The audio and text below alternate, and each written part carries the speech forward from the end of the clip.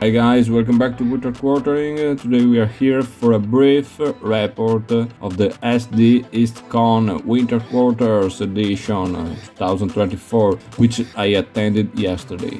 What is SD Histcon? It is an virtual online convention that takes place on a Discord server. SD is for San Diego, California, but I'm based in Italy and I didn't travel to San Diego. But with the help of current today technology, we can play and meet people from all over the world. This is a super great initiative, and I want to do my little report not because I can say something very clever, but because I think this is a really healthy initiative for our hobby. So kudos to Harold Buchanan and all the organization for doing this great thing. So from my little, I want to help to spread the word for this beautiful initiative. Also, if it won't matter that much because I'm no one. This is a really small channel and I'm doing it just for fun, as you might think. So the edition was called Winter Quarters, so I thought that was the perfect place for winter quartering, so I really had to attend to it. And you can see the event schedule here, which is pretty busy. A lot of events, a lot of demos, and a lot of good things. But let's go and see what I did during the day. I connected to the Discord server at 9 a.m. in Italy, and this is very great because the convention takes place during friendly time for Europe. So again, thank you very much for thinking about it. I connected at 9 a.m. and I disconnected at 1 a.m. So it was a pretty busy day for me. And I started with a little bit of Inferno. Yes, it's always nice to have a refresh of the rules. I love this game. I think it's awesome. I have also a special relationship with it. It was my most played game of the last year. I also demo it. It's always nice to have a little bit of refresh, and it was Christoph Correa that was doing the demo, so it's also very interesting to hear what he thinks, how the games works, for possible strategies. So it's always a pleasure. Then I entered the room for Sicily 43. This is a new game that I think it's currently part of a crowdfunding campaign. And this is a tactical level set in World War II, as you might think. Sicily 43, Assault Sicily 43. This is a little bit innovative because it has a dice system. You can see dice of different colors, also the cards. Pretty nice illustration, pretty nice components, and I think this is the second title because this is a series. I think there was one before that was set in the East Front, Russia. Yeah, seems pretty great.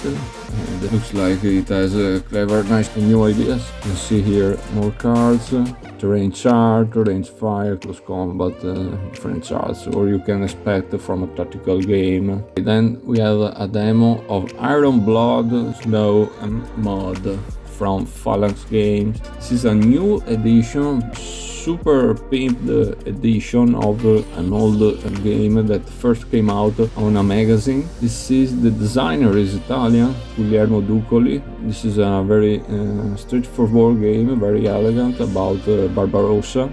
You can see here, as you can guess, this is the East Front, so we have the German attacking and Russian. The game plays pretty fast, it's pretty simple in the rules and very fun. Also the production is beautiful, and this just came out. Then I had a look at Order and Opportunity. This is currently on the P500 program of GMT Games. This is an interesting 4-player game, asymmetric player game. This is about a geopolitical struggle in the first decades of the 21st century. The 4 factions are the US, the European countries, and then I think Russia and China, if I remember correctly. As you can see, the world is divided in big areas, and in each area there are various locations that all have their tracks with something that is going on, like influence from the various factions. They will also have an ongoing event and many other things to keep track of. You see there's a lot in this game. Each player will also have their personal display with their pieces, and this is a card driven, and the cards can be played for the event, for the operation point, as always, as you can imagine, as we are accustomed to, but you could also play for their suit. You can see here in the upper left they all have a symbol, a symbology. This is their suit, and you will have in your display different actions that you can take, and these are different for the players, so you have also asymmetry. Then you can play these cards also for reaction, just to don't have too much downtime, to keep the game dynamic. Okay, seems pretty interesting, but this is obviously a prototype. Then I had a look at the new edition, the re-edition of Unhappy King Charles. Phalanx Games is bringing us these beautiful re-editions. We saw before the Iron Blood, Snow and Mud. If you remember, they also had a re-edition of Successors that is beautiful, also Hannibal, and now Unhappy King Charles. Honestly, the map is gorgeous and the components looks great, so very cool. And at 12 a.m. started the morning coffee session with Fred Serval, with a big meeting in the lounge room, interesting conversations, interactions. I want to thank you, Fred, because he called me out, and but honestly he caught me off guard and I was super embarrassed. Unfortunately, I didn't manage to say something clever, but I want to thank Fred because I didn't know him personally, but he seems to be a very affable and nice and super positive person, and so thank you very much, Fred. Then I tried to enter the Mark's room, Mark's Herman's room, but it was full.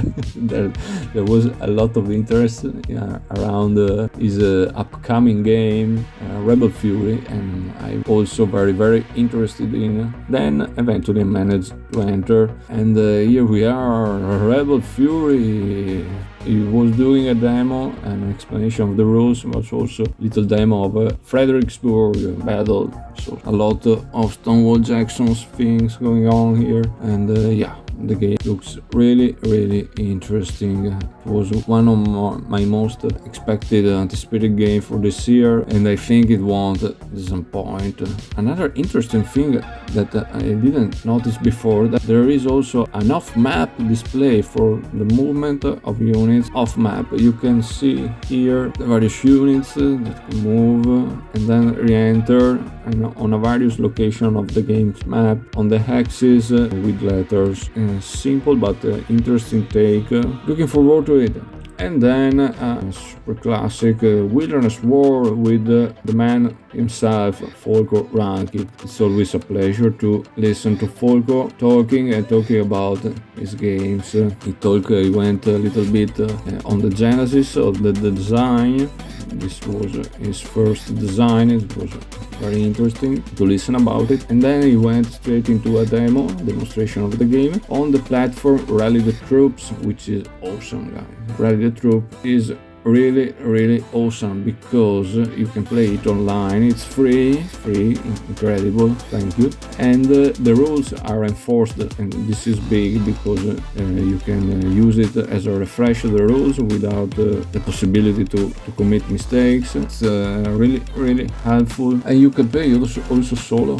So Wilderness War, fantastic, a classic, and again it's a pleasure to listen to Volko. And then I had a demo of Harry the Azancourt campaign by Joe Smith and GMT Games. I was really looking forward to this one because I'm a Levian campaign fan, and I also managed to play active participated to the demo and played as the English, as Henry V himself. So this is a more a streamlined version of the living campaign system.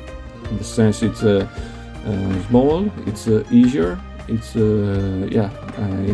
for everybody who's interested in. You have a small number of lords, 3 lords maximum per side. You have only the campaign phase. The levy phase, it's a little bit different because for the English it's happening only at the beginning of the game, where you have this royal burden track. You have to invest your resources essentially to build your army, your force, and then you can never gain other units during the game and never gain other assets. You have 2 carts, 2 ships, stop, that is. The French will have another form of levies by spending other things that they gain during the game just to build also their forces, etc, etc. At the beginning of the game, the English will sail from Southampton. They can sail only to Harfleur or Calais, which are the supports. Okay, so you can also do a what if, a historical situation where if you choose to land to Calais, I choose to land to Harfleur just to stick with history because I prefer. And then it's also difficult because you can't do supply. In the sense, you can only supply from Calais or from Harfleur if you capture it by besieging it. And the way the English win the game is by reducing the royal burden to 0. You can do it by winning battles, conquering strongholds, which by the way are only 5 conquerable, siegeable fortresses. You can see the 5 locations with numbers. Also, if defeating the enemy in the battle, or if the French concede the field, that is dishonorable, so you will reduce royal burdens, and so on and so on. So essentially, the British want to land and then run to Calais or stick around, and the French have to build their army and stop the English, which will suffer sort of harassment because the only thing they can do to have provender is essentially forage, and every time you forage you have to draw a card from the encounter cards, and most of the times you will get a provender, but the French will get a bonus that most of the times are something they can spend to improve their position. So you have a little bit of this chaos luck factor. Art of wars are very few. 3 art of wars per side. Yeah, it's a really straightforward game on 5 turns, only 5 turns. Very fast. We played 2 turns during the demo, with also the explanation of the rules in 1 hour, and the designer did a full explanation also for people who don't play the system. He said he wanted to have a very fast introductory game to have Levian campaign that they can also play with his kids, and I think yes, the goal is reached. On my opinion, honestly, it's not my cup of tea, in the sense I consider myself a Levian campaign veteran. I prefer the heavier, the real Levian campaign. I like the tale, I like the decision, I like what usually Levian campaigns games are. But I'm also happy that people that were scared about the system will have their game. And on the other side, I really like the topic, and I would also like a Hazankur campaign game with more details. I would have liked an approach like an opportunity. You have a short campaign, okay, you can go in more detail, you can portray a new thing to the system by like taking a zooming glass and I don't know, have new ideas, but without giving up the taste of the system. So Henry, and this one came out later this year or very early in 2025 if all goes well. Then I had a little chat with Coleman Gonzalez, which is working on a sequel, a standalone sequel to Pendragon, a spiritual successor. And the Shieldwall is essentially an irregular conflict that is set in the medieval Britain, early medieval Britain, Dark Age Britain. So 8th, 9th century, more or less, Alfred the Great period. This will be 3-player games. One faction will be the Vikings, one the Wessex Kingdom, and the other one the Mercians and Northumbrians and East Anglia. You can see here the map of Pendragon because is currently utilizing the components of Pendragon a little bit as Vijayanagara utilized the Gandhi components for the contest that they then eventually win. This is obviously a very very early idea, super beta version, but looks super interesting because I love the team so much. So I really want a game about this, and I hope in a beautiful game coming. Then I had a demo of Ziska, yes, more Levin campaign, please. And this is a more traditional Levin campaign packed with the tales, rules, and decisions. Okay, Ziska just made the cut on the P500. Yeah, honestly, this looks very good, very funny. Not the first time I see it. I also follow a demo last year, always on the Histcon. Histcon is amazing, guys. You can follow and see development of various games, prototypes. Obviously, the map is a prototype, but I had a very high hopes for this one. Okay, then there was an interesting chat online. This one is on YouTube, so hopefully there's a registration available on YouTube. With Jason Matthews, Brian Train, okay, Phil Kendall, which I think is the designer of Angola. Then young designer Jan de Villeneuve, which is currently designing a fading star, a coin set in Somalia. And then I had a demo of Nevsky still on Rally the Troops with Folko himself, the man himself, doing a teach of his first Levin campaign titled Nevsky. Wow.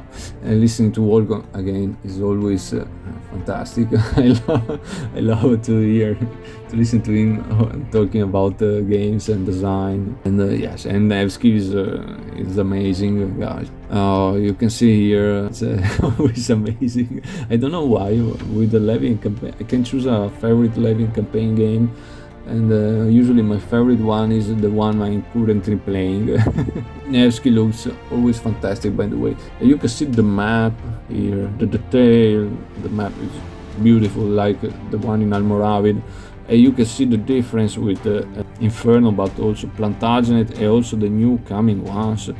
This is another level.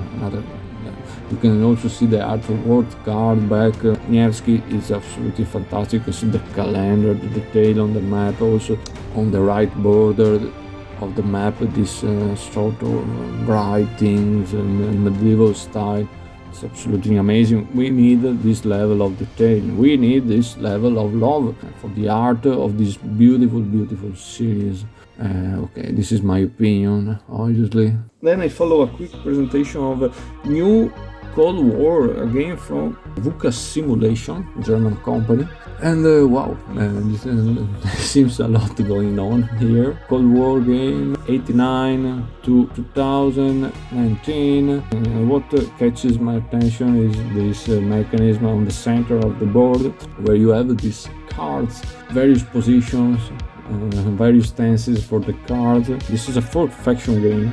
Every time you position your card covered, and then you will choose in advance if you want to utilize it for the event or for the operation, and so you change the stance of the card. Here the world used to be like a point-to-point map of connections, where you influence a lot of tracks. You can see here the game turn, various symbology. It seems very interesting. I don't know a lot about it, also because it was starting to be late in the evening, in the night. Then I had also a brief look at Pax Illuminatem or Pax Maleficium, new game from Pax game from Ion Design.